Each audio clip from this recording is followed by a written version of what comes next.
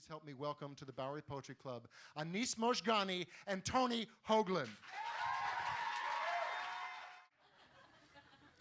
But this is about how sometimes you back into a poem, and so this is a poem about something that you just simply can't write about. It's called The Wetness. I wanted to write a simple poem about the wetness between a woman's legs,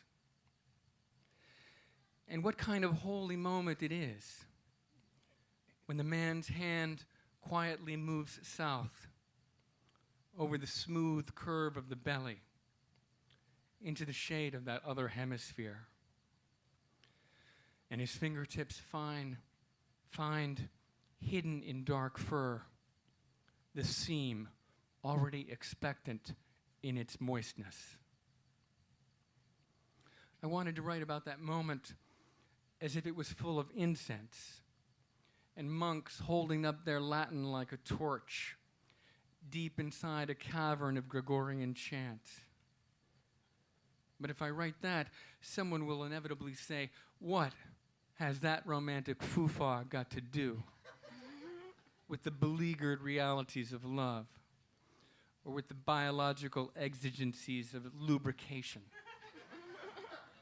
or with the vast retarded hierarchies of human suffering? And someone else will add that the man's hand represents the historical hunter-gatherer tradition,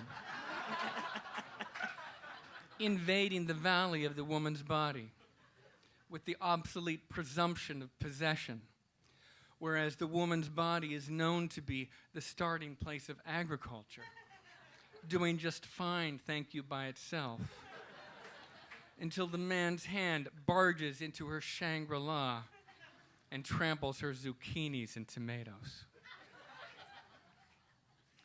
But to the man, the wetness is a blessing for which there is no history, a coin that cannot be counterfeit.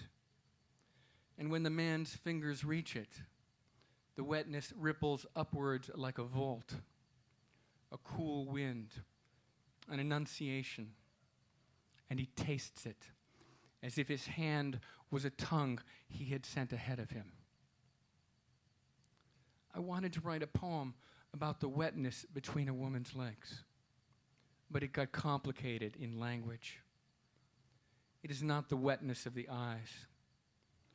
It is wetness the man would make for himself if he could only reach, if he could show the shock and the relief he feels when he finally finds out he is not 1,000 miles from home, that he does not have to go into the land of desire alone.